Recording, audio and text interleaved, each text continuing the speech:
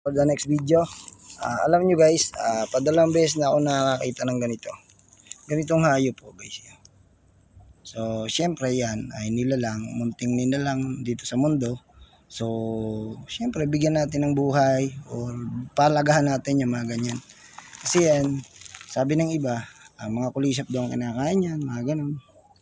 Yan, mga kung ano, ganon, mga kulisap. So siya ay kapatid ng butiki. So lizard din siya. So ayan siya guys, oh. Para siyang talagang may siya, may matilo siya doon sa ibabaw ng batok niya. Ayan. Tapos green na green siya. So pag nadapuro yan sa mga sa mga halaman or mga kahoy, so nag-iiba rin yung kulay niya. So ayan, oh, pa-brown na siya.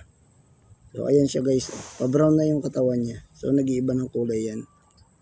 Padalang beses ko na guys nakakita ng ganyang hayop. So hayaan na natin siyang umalis para naman magkaroon siya ng kalayaan. So ayan na, lakad na.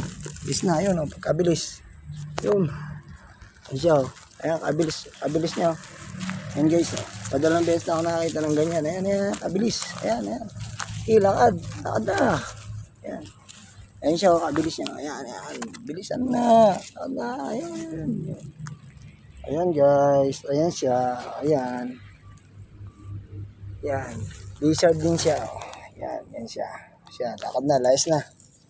Ayun. Okay, salamat guys. Shoutout sa lahat.